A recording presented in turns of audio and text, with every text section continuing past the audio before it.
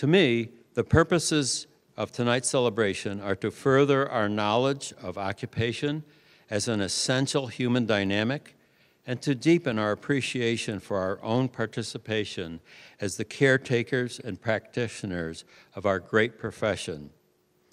Central to these purposes is a lecture from a leader and exemplary role model in our field. In that context, it is my distinct honor to present to you tonight's guest speaker, Dr. Muir Giles.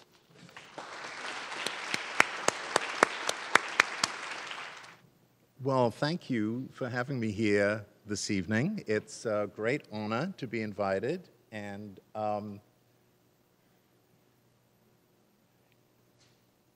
there are so many great occupational therapists that have been introduced to you this evening. It's a hard act to follow, but I'm going to do my best.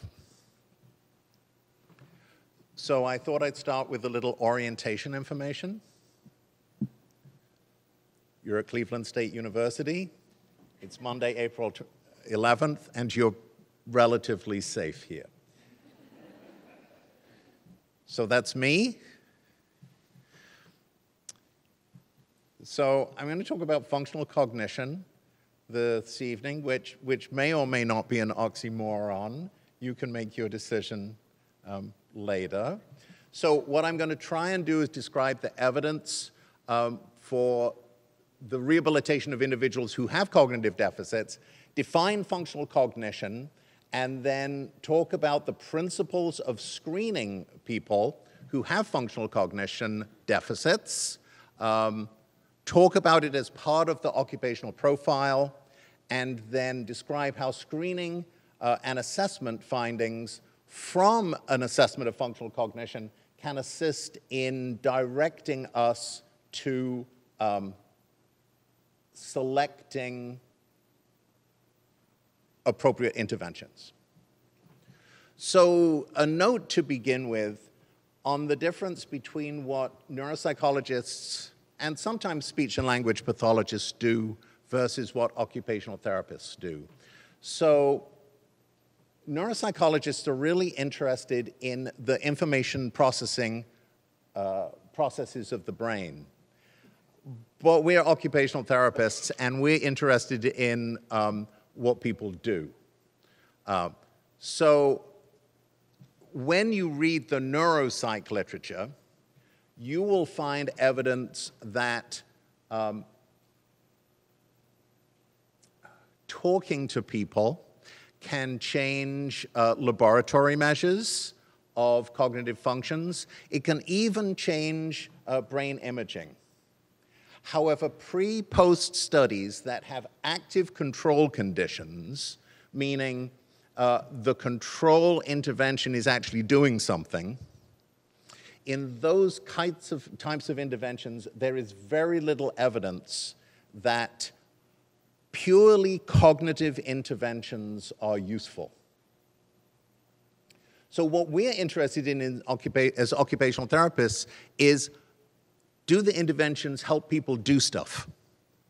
And purely cognitive interventions have very little by way of support in terms of getting people to be able to do more stuff.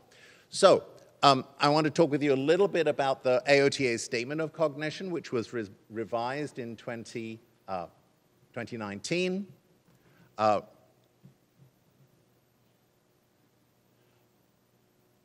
I'm talking about the problems that I'm talking about in terms of cognitive interventions are things that directly assess things like attention, memory, and executive functioning, right? And so there's limited evidence that those types of interventions actually help people do stuff. So what is the evidence? So we do have evidence that strategy training, habit and skill training, environmental modification, care partner training, and combinations of these approaches, these things do actually help people do things in the community, do more stuff in the community than they were able to do before. And there's a link to the statement. So now I'm kind of getting into what I'm really talking about, which is functional cognition. So what do we mean by functional cognition? What do we mean? How does functional cognition come to be the current focus of the profession? AOTF says it's a major focus. How does functional cognition as a relatively new construct relate to your professional practice? What advantages does the concept of functional cognition have for occupational therapists? How does it fit with the occupational profile? And how does it inform interventions?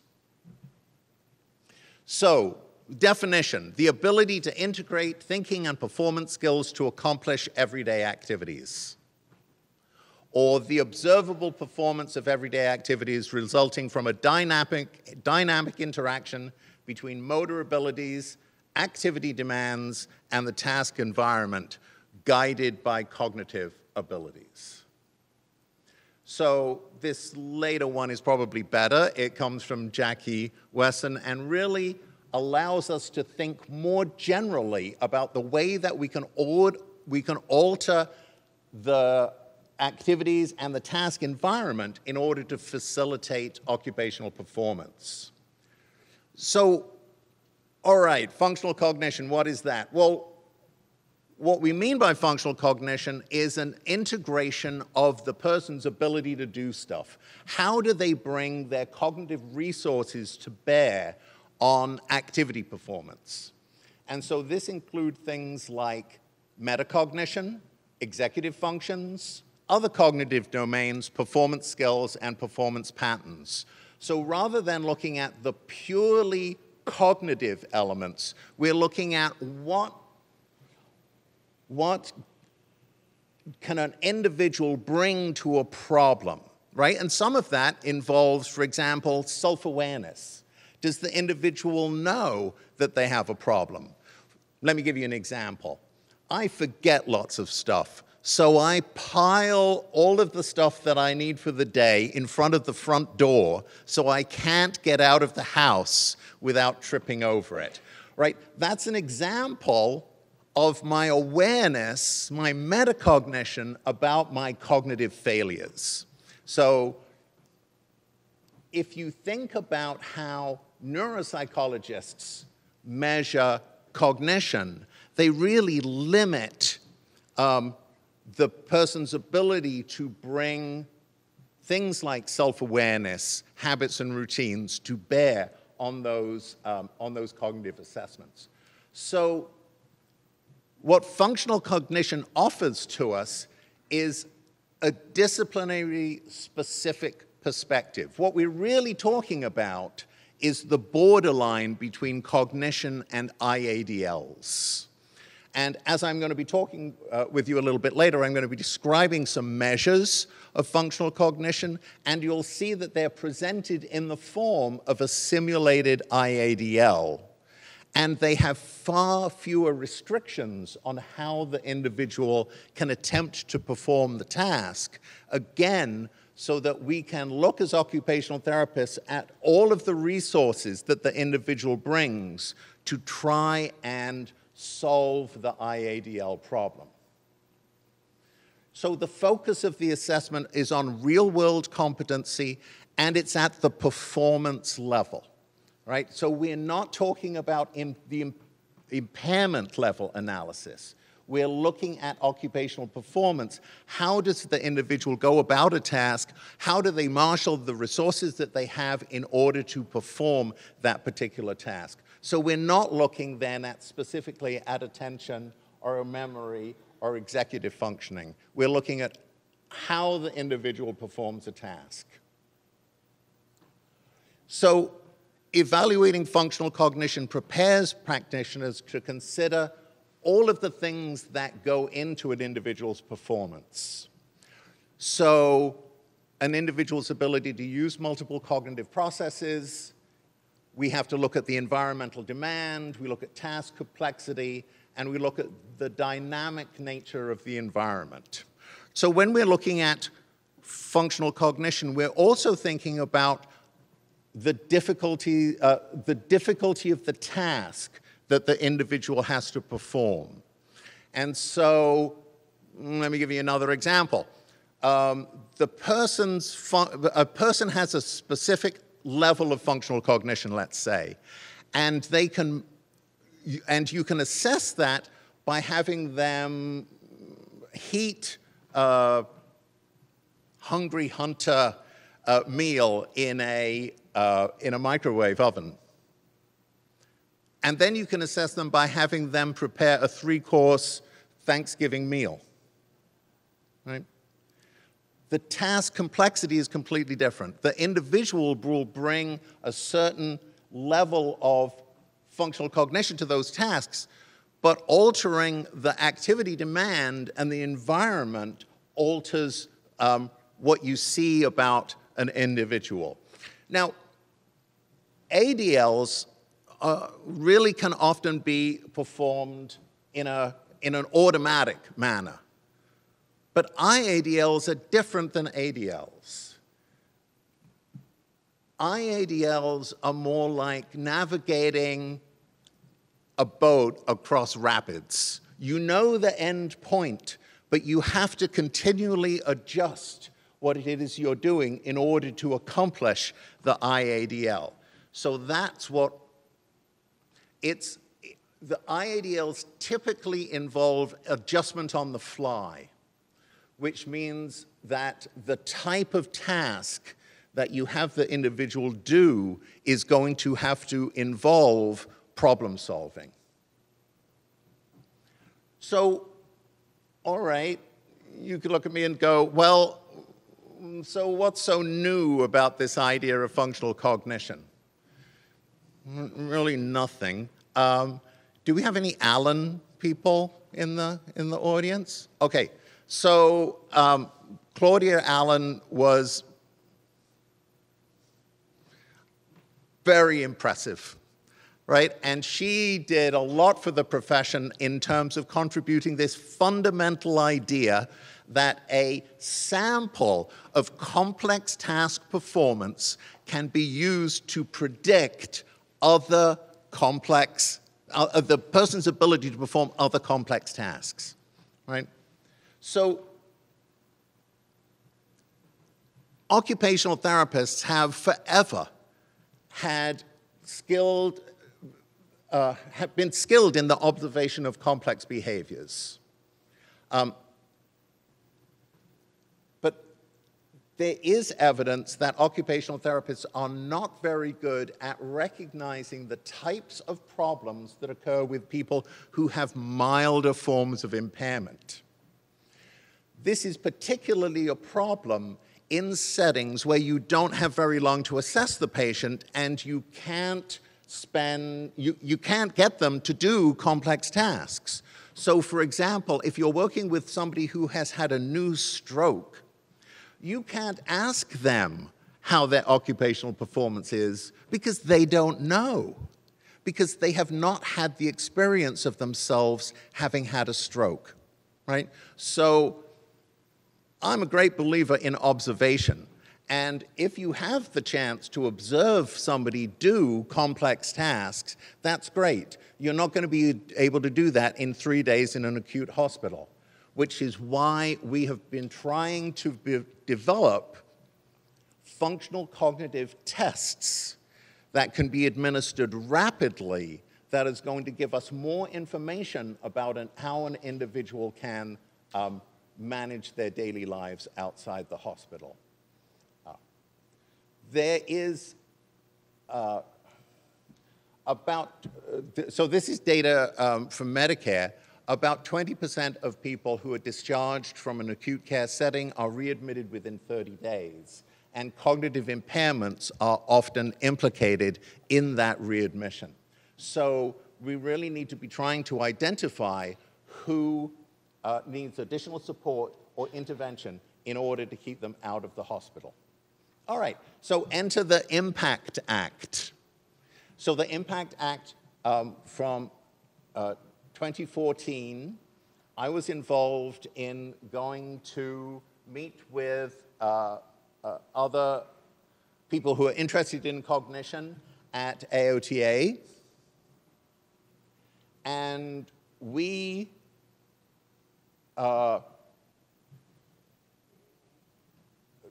trying to use the Impact Act and CMS's response to the Impact Act in order to move occupational therapy a little bit forward in answering some of these questions. So the idea of the Impact Act, well, okay, so there are 5 different post-acute care settings, right? So you've got skilled nursing facilities, home health, LTACs, which are long-term acute care hospitals, and acute rehabilitation. And all of those sites collect data, but they all collect data in different ways. So there is no way to look across sites and find out how different sites are doing relative to one another. Thank you. So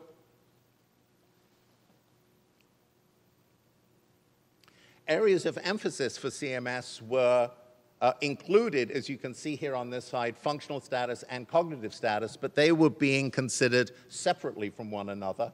And we for AOTA were interested in having CMS look at those together, and so to combine the idea of cognition and independence into functional cognition.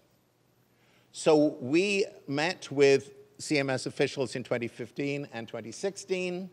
We developed a white paper on functional cognition, and we defined it, and we asked CMS to consider implementing a performance-based screening test of functional cognition, meaning we were going to ask people to do stuff, right?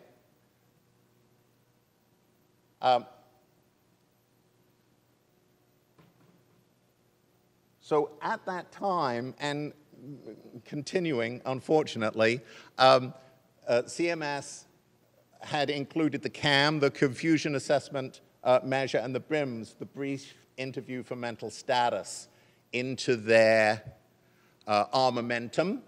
But we felt they were missing individuals with milder forms of impairment. So the BIMS, and this has been delayed somewhat, but now is going to be implemented across all post-acute care settings, is a 15-point measure that incorporates 3-word recall and orientation information. And it's a great measure for people who are severely impaired. So if you have a significant dementia, the BIMS will identify it. However, it's not going to identify people who have milder but still significant forms of impairment. So people who will still have problems living in the community. And we argued with CMS and said, okay, you need something that is going to capture people with milder forms of impairment. And they said, okay.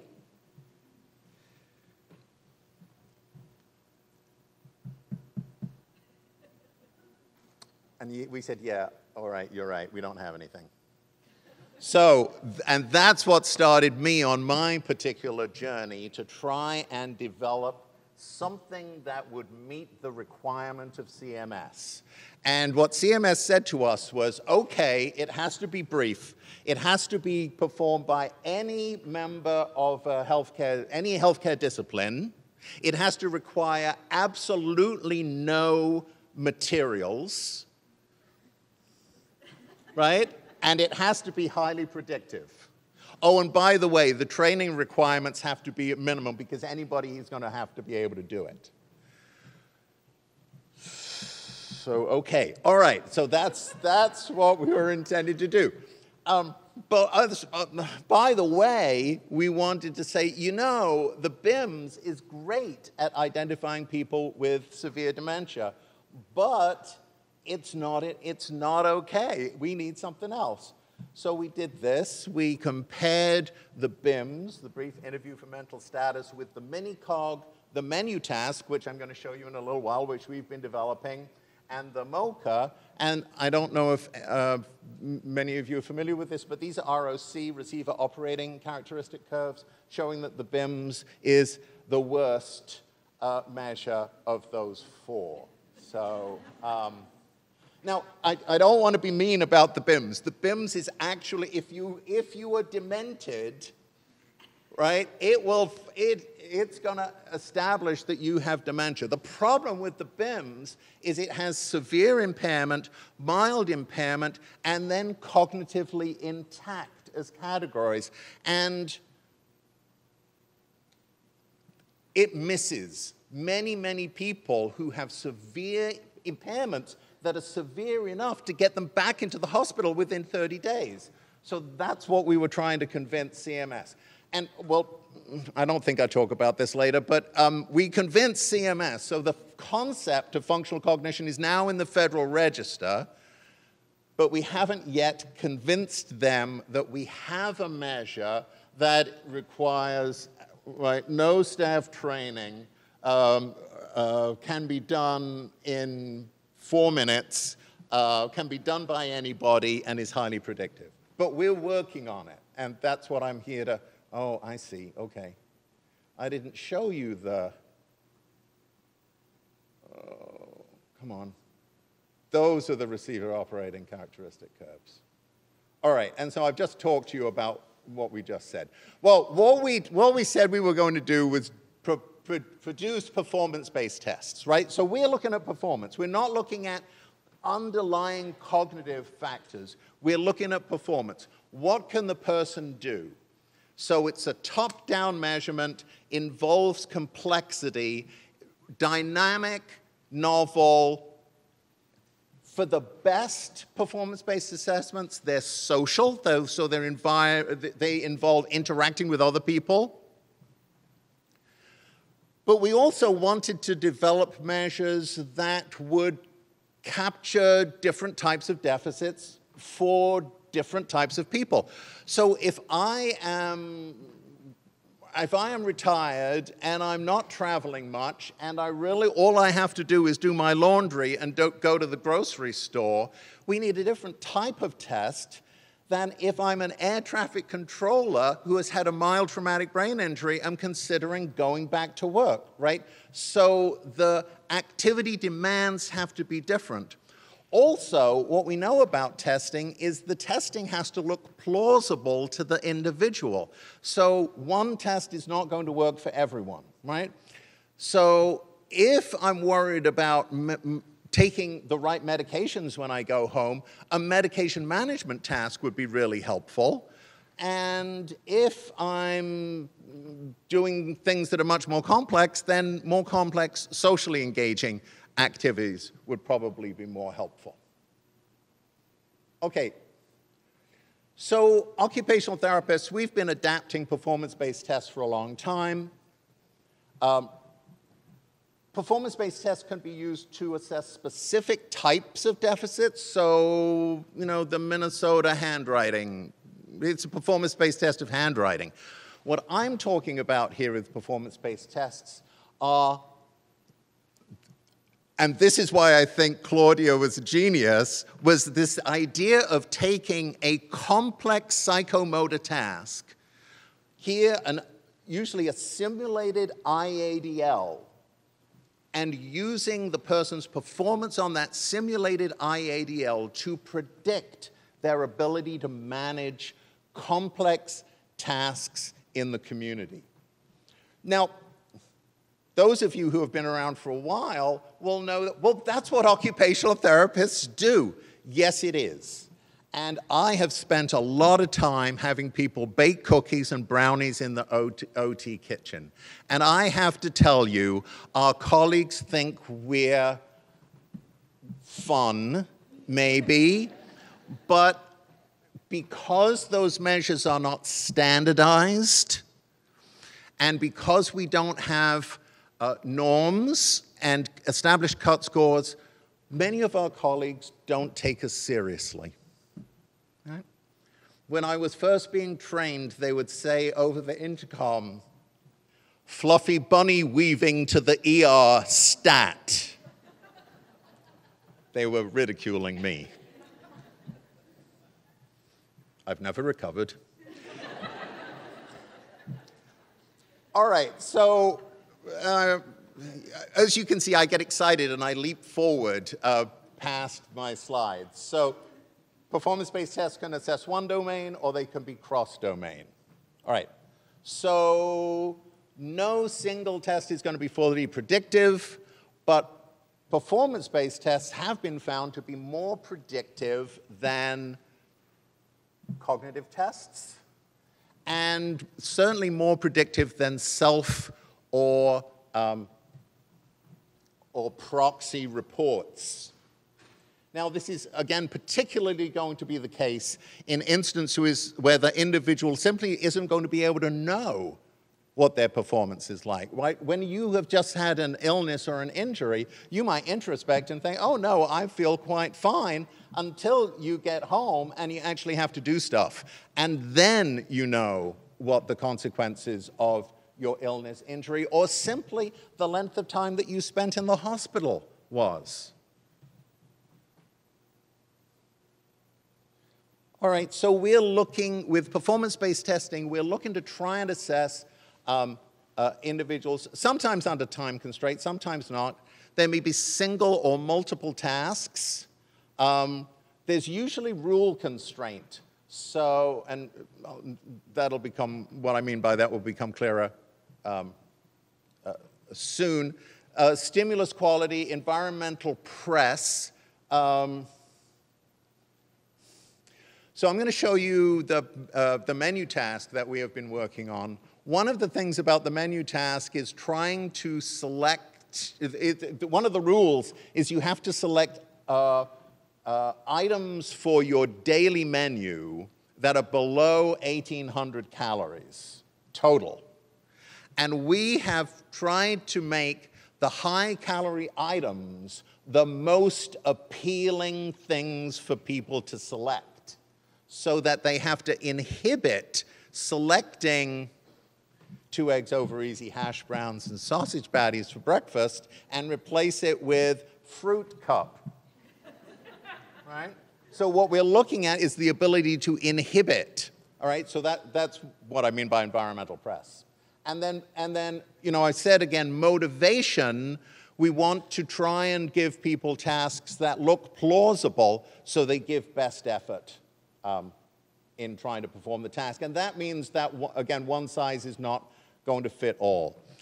So when we're selecting a measure, we are going also to be looking about the level of impairment, and again, what is our target? Where is the person going to be going, and what do they have to do in terms of thinking about what kind of measure we're going to give them? Now, okay, so who cares? Well, as we're moving from volume to value, we have to demonstrate that what we do as occupational therapists is going to improve client outcomes. And what that means is we have to make sure we're targeting the problems that actually affect individuals' occupational performance. Now, as occupational therapists, we've kind of got a leg up here, because many of you will be aware that occupational therapy is the only healthcare discipline that has been demonstrated where more money spent on it reduces hospital readmission rates. Now, hospital readmission rates, those are really important. Hospitals get dinged every time a patient is readmitted within 30 days. So hospitals have an incentive. Now, okay, I'm a guy that does a lot of things habitually, right? So I'm kind of dull. If I find a meal at a restaurant that I like, I'm going to go back to that restaurant and I'm going to order that meal over and over again. And so when I'm thinking about quality restaurants, some of what I'm talking about is consistency. So are there core ingredients of occupational therapy that clinicians and others should expect that we assess? Right? Are there things that we should always assess as occupational therapists? It's this idea of consistency, right? So what are the things that we should assess that are clearly within our practice framework, connected to meaningful outcomes for clients, and that the literature supports as things that we can actually address successfully? And so AOTA has suggested these things for older adults. So the question becomes, is it feasible to address all of these areas for an occupational therapist for older adults when you have maybe 90 minutes to do an assessment? Right? So AOTA has done some things about this and have created an evaluation checklist.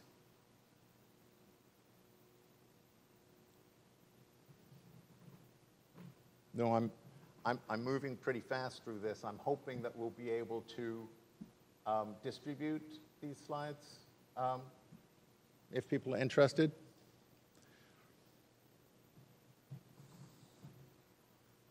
So there are various ways that AOTA has suggested that we think about this. And so one way is, right, okay, so is it addressed? Is it a priority?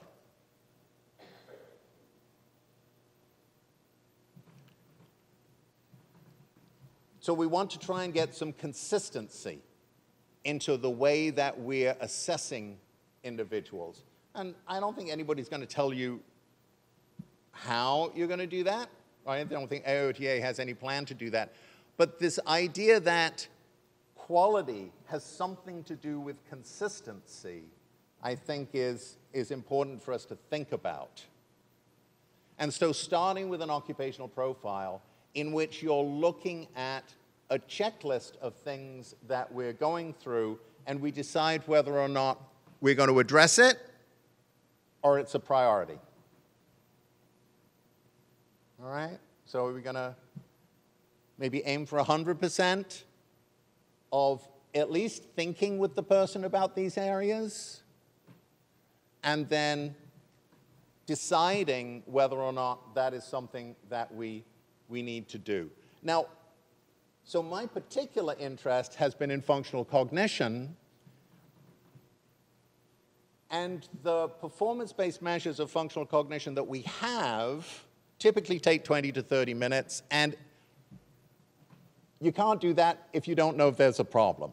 So we've been looking at screening measures of functional cognition. You screen somebody when you don't know whether or not there's a problem, right? That's the purpose of a screen. So we're back to CMS telling me, okay, it's got to be 3 or 4 minutes, it's got to require absolutely no training, it's got to, and so on and so forth. So that's what we were thinking about. But before I get into talking with you about what we've actually been trying to develop, I want to go through the process a little bit. Okay, so what would a screening to assessment process look like? So first off, we're going to start with a chart review. Then we're going to do a clinical analysis. Is the client in an at-risk group? Does the client have a diagnosis that supports for the potential for a problem in a particular area, or do they have other risk factors? We're going to create an occupational profile, and then we're going to screen. If the screen suggests that the individual is in the area where if this might indeed be a problem for them, we're going to use a standardized assessment. Well, you can't stop with assessment, right? Then you want an occupational-based intervention. And if you remember, we talked about strategy training, habit or skill training, environmental adaptations, care partner training, or community support as evidence-based, occupation-based interventions. And then the whole point is to improve outcomes, right? If we're going to continue as a viable profession, we have to demonstrate that the interventions that we provide to our clients actually improve their outcomes in the real world. All right, so here's a quick example. Now, there are many potential routes through this process, and just because a person passes the screen doesn't mean that you don't proceed. So, for example, a person who'd had a mild stroke might pass your screening tool, but as an outpatient, continue to complain that they have a problem. At the University of Wisconsin, where I summer, we are encountering exactly that problem with neuropsych tests with people who have long COVID, right? So individuals are going there taking neuropsych tests. The neuropsych tests are not showing anything, and the individuals are saying, no, I'm still having a problem. So we're ramping up to do some of these performance-based tests with people with long COVID. But again, you're going to chart review. Okay, the client's had a mild stroke. So the client is in an at-risk group. It's not necessarily the case that they have functional cognitive deficits, but they might. And they don't have any obvious ADL deficits. So we're going to create an occupational profile. The person tells us all about their ability to perform, but they're not in a position to tell us whether or not there have been any changes based on their mild stroke, because they've had no experience of themselves with a mild stroke other than sitting in the hospital. Hospitals are deliberately simplified environments. You don't have to do very many complex things, and you don't have to do those complex things all at once, right? Think about the complexity of your life and the number of complex activities you have to multitask all at once, right? Nobody has to do that in the hospital. You're lying in the bed, and the nurse is bringing you the medications, and then the therapist comes. And then the nurse comes and has to do something else to interrupt your treatment. And then, well, anyway, well, you know. All right. So you screen, then here we're using a medication management task. The person has difficulties on the screen, but minimizes them. That's one of the things about performance-based tests, is that typically they allow you both to rate the individual's performance and to rate the individual's awareness of their performance. Right? That's an issue. You can't compensate for a deficit you don't know you have. Right? So now we do a standardized assessment, and here we're going to do the weekly calendar planning activity, which it just so happens I'm going to be talking to you about in a little while. And yes, the OT then uses the information from the weekly calendar planning activity to design an intervention program, and we improve the client's outcome, which is what is going to continue us to get paid into the next couple of decades, is demonstrating that we can improve client outcomes. So a number of screening tools are in development. I guess I'm not supposed to know this, but CMS did experiment with the past medication management task, and probably, I don't know what happened. They kept that quiet, but they didn't proceed with it, and I think it was because it was too complex to administer, not that it didn't work.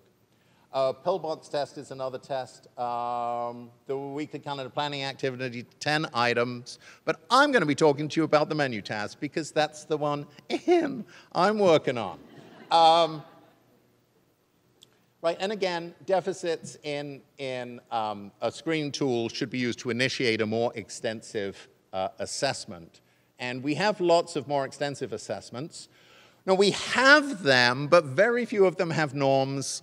Right, they're standardized, but the amount of work that has actually been done on getting the psychometric properties of these tests is minimal, so we have a lot of work to do as occupational therapists to really drag some of these assessments into the state where they're going to be looked at by our colleagues in other professions as having robust information available about them.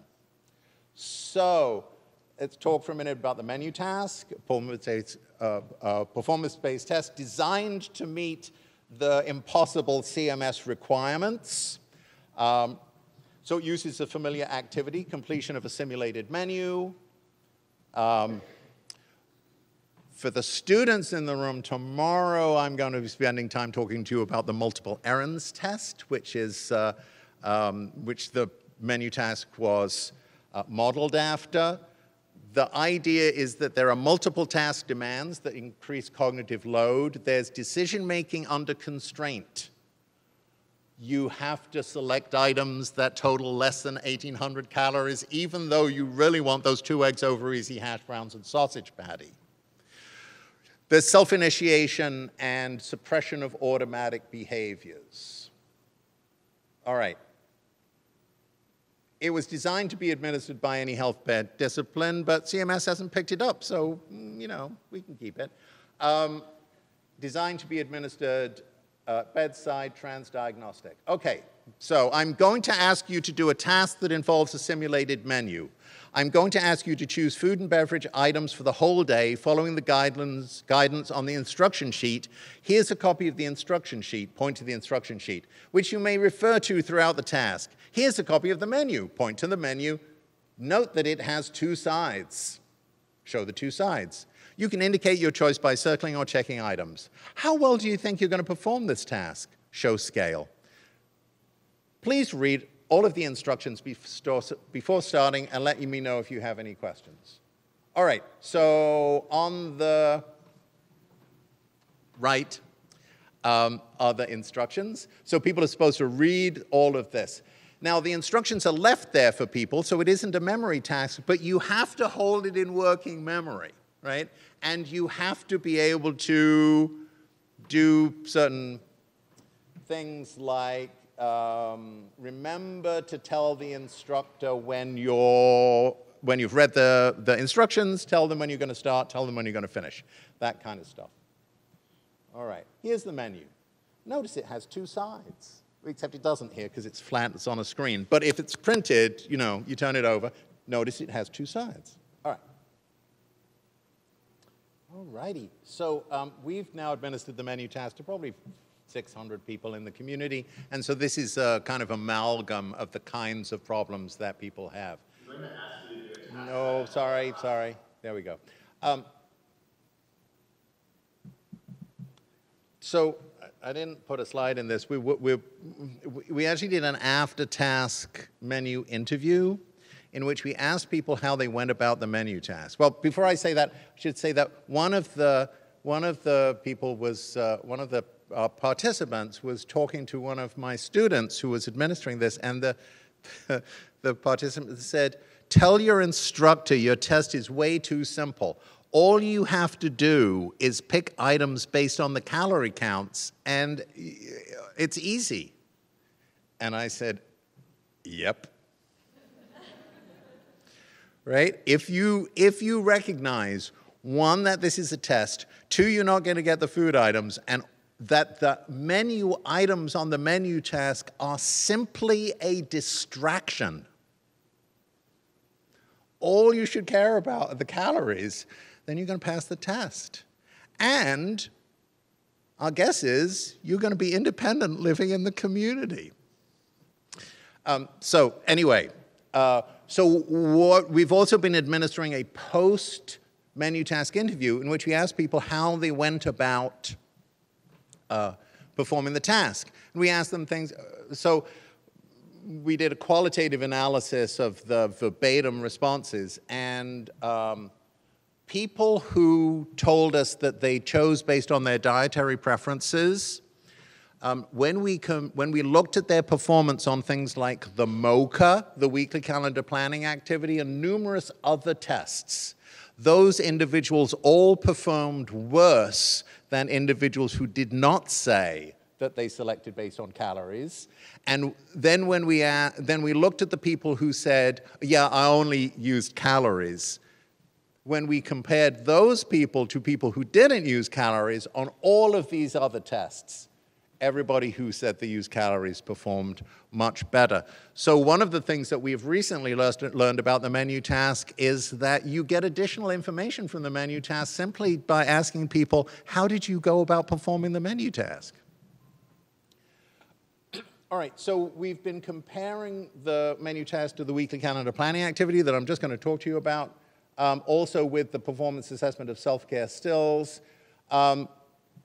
We are beginning longitudinal data collection in an acute hospital this week because as well as my arrival to speak to you being delayed for 3 years, so was our data collection in an acute hospital delayed by 3 years because of COVID.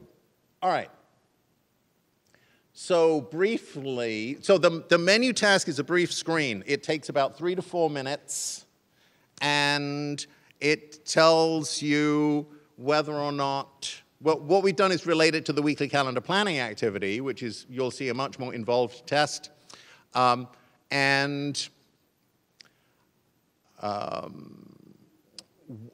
menu task will have a lot of false positives.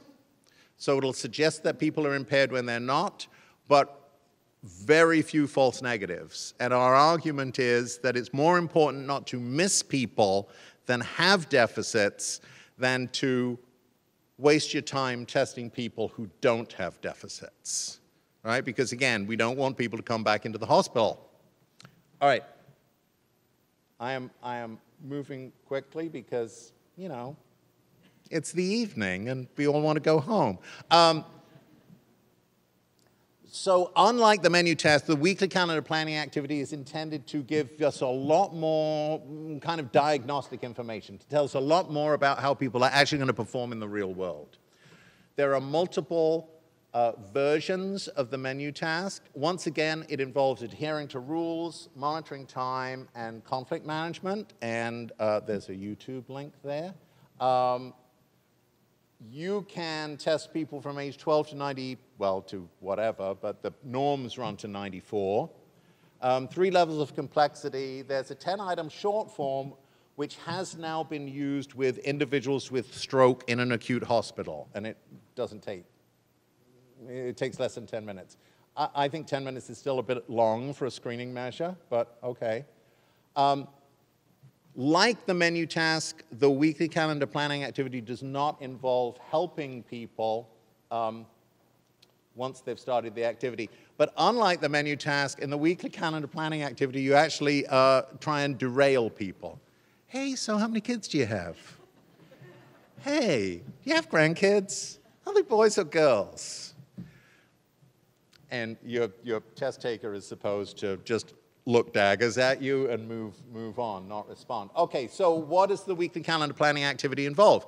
Okay, so there's a blank calendar. There's a list with the most commonly used one, which is the 17-item one, intermediate difficulty, list of 17 items that you're to enter into a calendar. You are to omit one day. You can see there's a rule sheet. You're not going to read the rules, but it says things like, don't answer the questions, don't put anything in Wednesday. But what we don't tell people who are doing the task is that there are fixed appointments and movable appointments. And so if you don't get that you have to put the fixed ones in first, you're going to have scheduling conflicts, and you're not allowed to cross anything out. So, this is Joan Toglia, and it's a little bit, she's a little bit nastier than I am here. Right, so lots of ways that you score. You can look at the strategies people use. You can, we also do this with the menu task. After we ask people how they're going to do it beforehand, and then we ask people how they did afterwards, right? So, you know, incompetent and unaware might be the most fun in your friends, but it is not a good look in our clients, right? We want people who recognize that there's a problem, because it's really helpful in having them implement strategies that we can teach them if they recognize that there is, in fact, something going on. The weekly calendar planning activity is, you know, pretty great test. And one of the reasons it's pretty great is it has norms. So Most of our performance-based tests of functional cognition do not have norms. So we have been looking at, we've been looking at the menu task in relation to the weekly calendar planning activity and using the menu task as a screen vis-a-vis the weekly calendar planning activity. You know what to say about this guy was actually he ran a trucking business. And so he was scheduling trucks to come in and out. And with his permission, this is kind of after, later on I was talking to Andy about this case.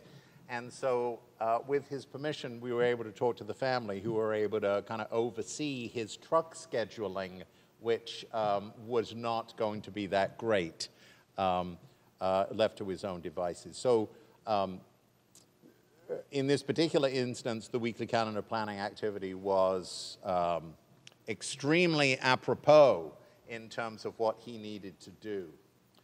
Right, so we've been looking at the relationship, and we've been using the MOCA, the mini-cog, and the menu task in order to try and predict how people would do on the weekly calendar planning activity, to see it as, does the menu task work as a screen to use this more in-depth assessment. All right, so occupational therapists can screen for functional cognitive deficits. Number of screening tests are available. We definitely need more, and we need to do more research on them. AOTF has used this as has said this is a priority for the profession.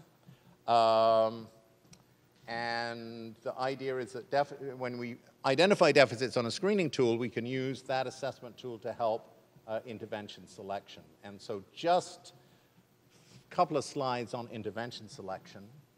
So now this, of course, is very, very simplistic. And so we just have essentially two paths here. So does the client recognize that they have cognitive deficits? If the answer is no, and does the client have severe cognitive deficits, then we probably are not going to be able to use a strategy-based approach because the person's not going to recognize that they have problems.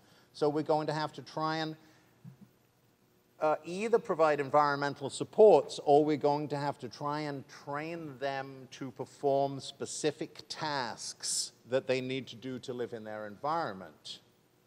Whereas if the individual has awareness, right, oh my God, I can't believe that was so difficult for me, then we have the possibility for teaching people strategies. And there are various strategy training approaches, and you're probably familiar with co-op, right, or Joan Toglia's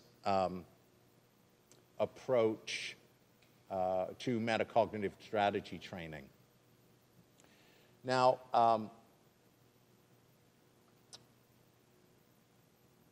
we have come up with a book, so here's a picture of the book. Now, initially, they didn't think that anybody was going to be interested in this, so they only published it online.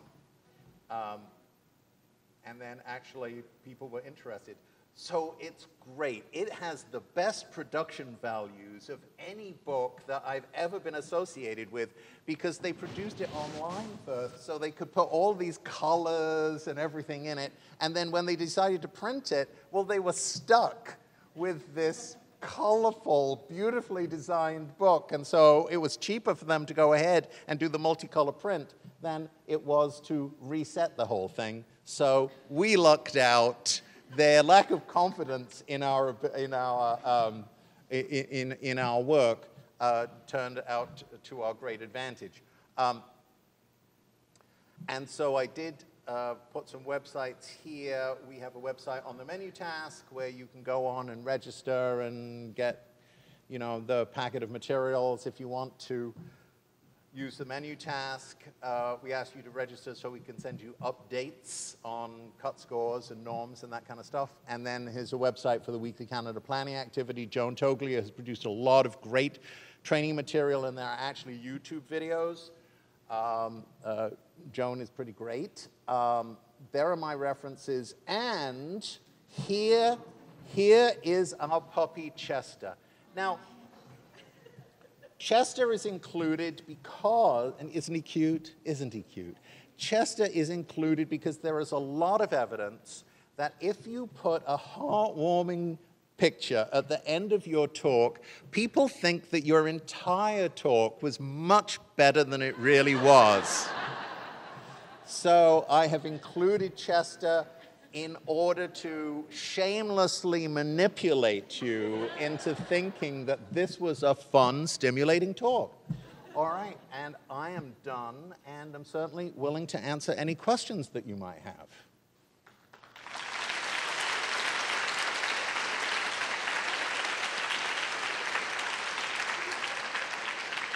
See, already you're looking at Chester and thinking, oh my God, his talk was so great. Oh, gotcha. Right. Questions? Yes, ma'am.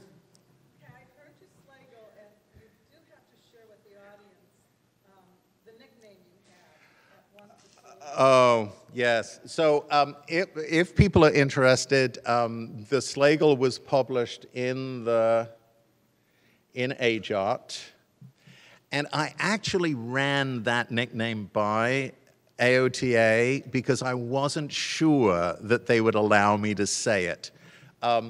But he referred to me as the big blonde bastard, and so you've got a picture of me at 22 or something with this ridiculous perm because it was the 1980s and we did that then. Yeah, so, yes, and he was the story in the Slagle is pretty fun. He was amnestic, and so we didn't remember anything for more than 30 seconds.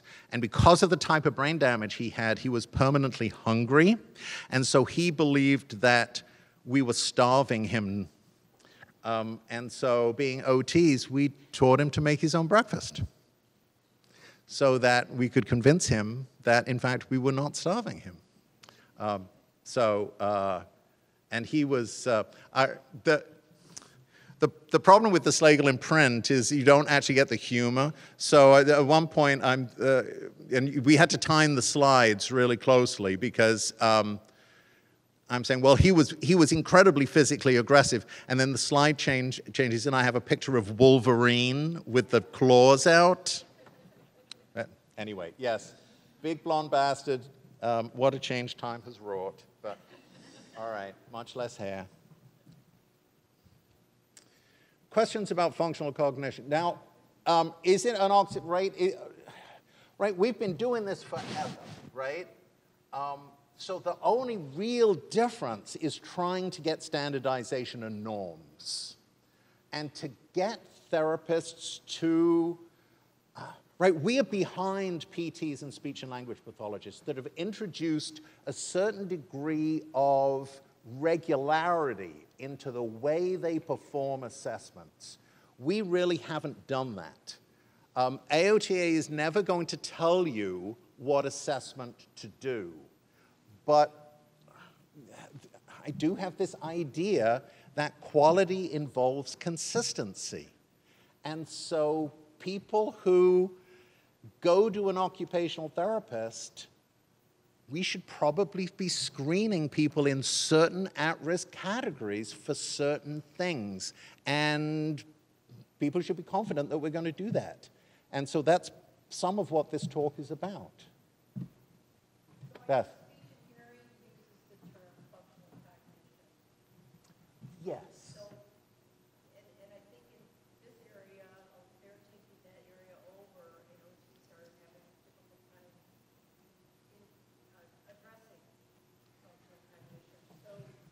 Yeah, so in our definition, we exclude things like, so in our definition of functional cognition, we exclude things like paper and pencil activities that are problem-solving activities, which are typically, right. So again, for the students that are going to be there tomorrow, I am not suggesting throwing the baby out with the bathwater. I think it's really important that we understand attention, memory, executive functioning, but we also have to understand how people perform things in the real world. And so, yeah, we can't copyright the term functional cognition, but this borderline between cognition and actually doing stuff, when speech and language therapists typically, and of course I'm not sure what's going on here specifically, but they typically are not talking about actually doing things with people. So I think that's a little bit different. Yes, ma'am? I have two questions. One about... Okay, they're not going to be difficult questions, are they? Oh, okay, all right, because if they were difficult, I was only going to allow one.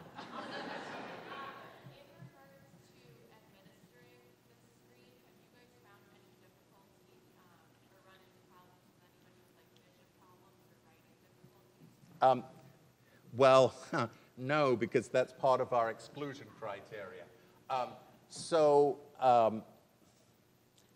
We're a little bit rigid. I don't, because we haven't done the studies, right? So I can't say. I don't see any reason why somebody couldn't complete the menu for somebody who was not physically able to do it.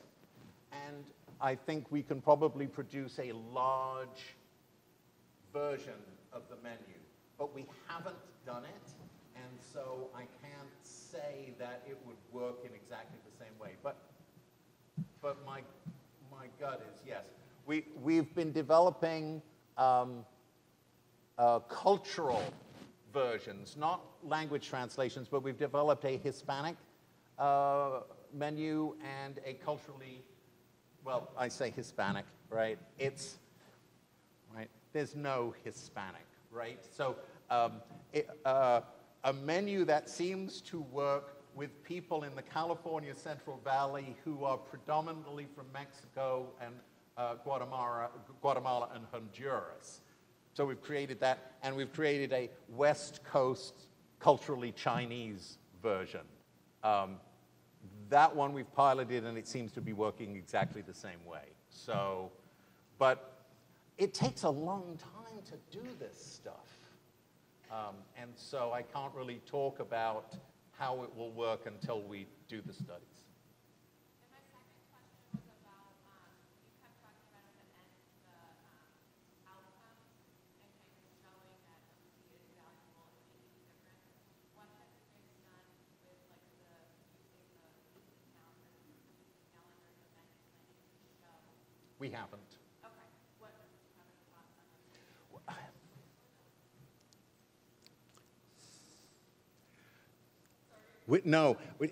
Right? I mean, in order to treat somebody, you have to identify there's a problem, right? So we're already looking at, and there have been a number of, I'm editing a special issue of OTJR, where people are beginning to look at who was missed when we didn't do these things.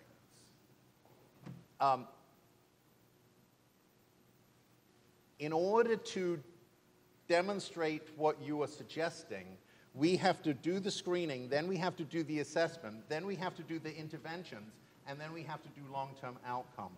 And we have been doing this on a shoestring because nobody is running up to us and pressing money into our hot little hands. And the kind of study that you're talking about will be, you know, it's going to be an NIH-funded study with, and so in order to get that, you have to do all this kind of stuff, right? So yes, absolutely needs to be done, not there yet. We only came up with it in 2015. What's fun is that Joan Toglia, with the weekly calendar planning activity, talked when she produced it about it as an executive function test, and now at AOTAO is just at a meeting, and she's talking about it as a measure of functional cognition. So, yes. So, yeah, we're planning on getting there, but it's a long road. Yes, ma'am. I have a question about, you mentioned the functional deficits with long COVID. What are some of like the main functional cognitive deficits you're seeing with that? Well, we're just starting. So, yes, thank you. Thank you for the prompt. What are the functional deficits that we're seeing with long COVID? So people are reporting brain fog, so which essentially I think means executive function deficits and fatigue would be the primary things. The other thing that anecdotally I'm seeing is memory impairment. So people will say, I must have had a whole conversation with this person and I have absolutely no recollection of it happening.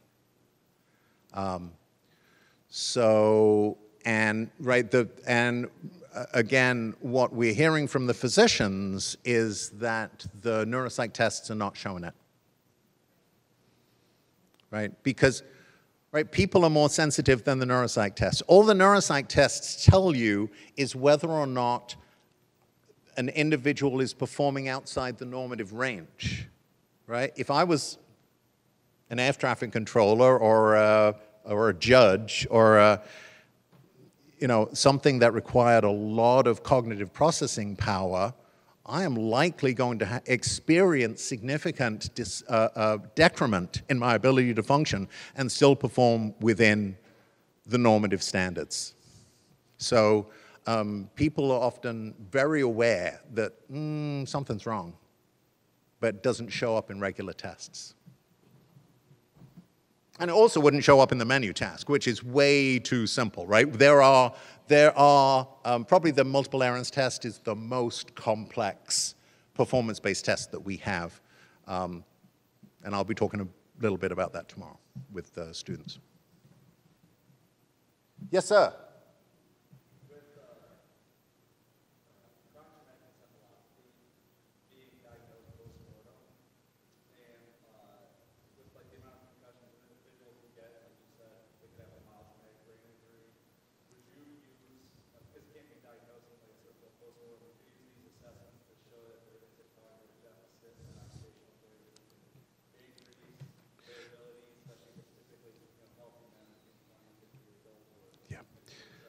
Yeah, so the question is about chronic traumatic encephalopathy, right? Which some of you may be aware of is a syndrome that is showing up in people who have repetitive mild traumatic brain injury, and it's often gets the most publicity in sports people. So American football, in Europe, soccer players who head the ball repeatedly, other people who have repetitive concussion. I would guess, again, the studies have not been done, right? So we are on the cusp of developing this stuff. The emotional behavioral dysregulation issues, I think, are more likely to show up in these kinds of assessment than they are in standard neuropsych assessment, right? In a standard neuropsych assessment, you have one thing to do. That thing to do is very closely defined. You have one way to do it. It's typically done in an office, in a highly isolated environment where there are no distractions. And so many individuals, particularly who have frontal lobe or limbic damage, are going to perform very well in those types of environments. But in real-world environments where where you have to multitask and there are multiple social demands, individuals with these types of these types of inhibitory control deficits are going to most likely be identified by these kinds of fuzzy tasks where there are multiple correct routes to adequate performance, right? In a neuropsych test, right, you either remember the word or you don't. In these tasks, there are lots of different ways that you can get it right. There are lots of different routes to correct performance.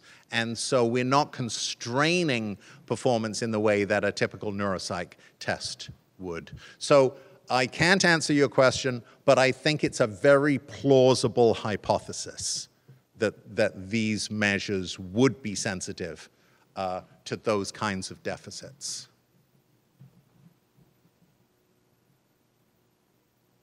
Any other questions? Any other questions? No? Okay.